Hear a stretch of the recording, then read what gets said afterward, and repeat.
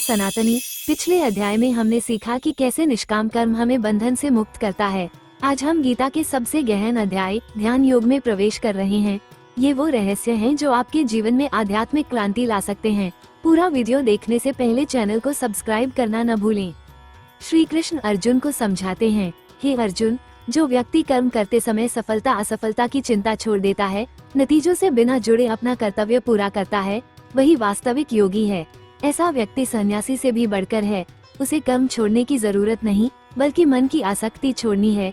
एक सच्चा योगी हर प्राणी में समान भाव रखता है। उसकी दृष्टि में एक विद्वान ब्राह्मण, एक गाय, एक हाथी और एक सड़क किनारे रहने वाला व्यक्ति सभी एक समान हैं, क्योंकि वह सब में एक ही दिव्य आत्मा को देखता है। ऐसे योगी का मन हमेशा शांत रहता है, क्योंकि वो सुख दुख, लाभ हानि, जय पराजय जैसे द्वंद्वों से ऊपर उठ चुका होता है। ध्यान साधना के लिए सबसे पहले एकांत और स्वच्छ स्थान चुनें। वहाँ जमीन पर कुशा घास बिछाएं, उस पर मृगछाला रखें और फिर सूती कपड़े से ढक दें। यह आसन न अधिक ऊंचा हो, न अधिक नीचा, इतना सुविधाजनक हो कि आप घंटों बैठ सकें। अब इस आसन पर सुखपूर्वक बैठें। अपनी रीढ़ की हड्डी को सीधा रखें, गर्दन और सिर को बिल्कुल सीध में रखें।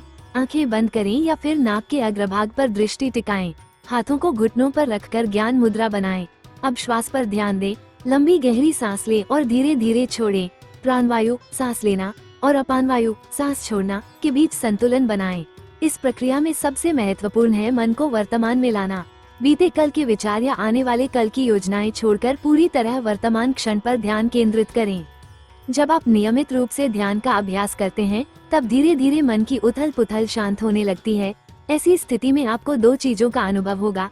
पहला, बाहरी दुनिया से संपर्क टूटना। दूसरा, आंतरिक शांति का गहरा अनुभव। इस अवस्था में मन पूरी तरह शांत हो जाता है, जैसे निर्मल जल में प्रतिबिंब स्पष्ट दिखता है।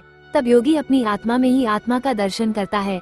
उसे ऐसी आनंद की अनुभूति होती है जो किसी भी सांसारिक सुख से परे होती है।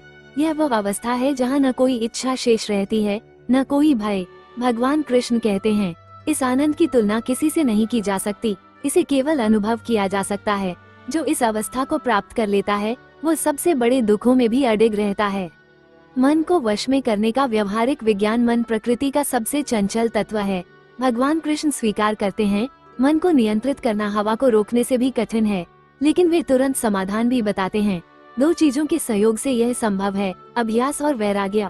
अभ्यास का अर्थ है नियमित समय पर ध्यान करना, भले ही शुरुआत में केवल 5 मिनट ही क्यों न हो। भोजन में संयम, न अधिक भारी न अधिक तीखा। निद्रा पर नियंत्रण, न अधिक सोना न कम सोना। वैराग्य का अर्थ है फल की इच्छा छोड़कर कर्म करना, सांसारिक वस्तुओं में मोह न रखना, प्रशंसा और आलोचना से समान भाव रखना। जब मन पूरी तरह वश में आ जाता है, तब योगी सब में परमात्मा का दर्शन करता है, चाहे वो एक छोटा कीट हो या विशाल हाथी। एक सच्चा योगी संसार के लिए आदर्श होता है। वो सभी प्राणियों का हित चाहता है, किसी के प्रति द्वेष नहीं रखता। भगवान कृष्ण कहते हैं, ऐसा योगी मुझे सबसे प्रिय है। वह तपस्वियों से भी श्रेष्ठ है, ज्ञानियों से भी बड़ा है और कर्मयोगियों से भी ऊंचा है। ध्यान योग का मार्ग कठिन जरूर है, लेकिन असंभव नहीं। भगवान कहते हैं, अगर कोई योग साधना में प्रयास करते हुए मर भी जाए, तो वो अगले जन्म में उसी स्थान से प्रारंभ करता है जहां उसने छोड़ा था। अंत में कृष्ण अर्जुन को आश्वस्त करते हैं, जो मनुष्य अपने मन को वश में करके स्थिर बुद्धि प्राप्त कर लेता है, उसके लिए इस संसार में कुछ भी अप्राप्य नहीं है। वो जीते जी ही मुक्ति को प्राप्त कर लेता है। अगले अध्याय की झलक, अध्याय 7 ज्ञान विज्ञान योग। अगले अध्याय में भगवान कृष्ण अपने दिव्य स्वरूप का रहस्य खोलेंगे। वे समझाएंगे, 1. प्रकृति के 3 गुणों सत्व, रजस और तमस से कैसे ऊपर उठें। 2. भगवान के विभिन्न स्वरूपों और उनकी शक्तियों का वर्णन। 3.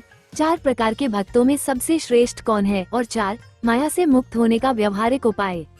क्या आप जानते हैं, भगवान कृष्ण के अनुसार ध्यान में असफल होने का सबसे बड़ा कारण मन की चंचलता नहीं, बल्कि असंयमित जीवन शैली है। अगले वीडियो में हम इसका विस्तृत समाधान लेकर आएंगे। अभी सब्सक्राइब बटन दबाएं और बेल आइकॉन को टैप करें, ताकि आप अगले अध्याय ज्ञान विज्ञान योग को मिस न करें। कमेंट में बताएं, आपको इस अध्याय का कौन सा बात सबसे प्रेरणादायक लगा। इस वीडियो को उन सभी के साथ शेयर करें जो मानसिक शांति और आत्मबल की तलाश में हैं। जय श्री कृष्ण।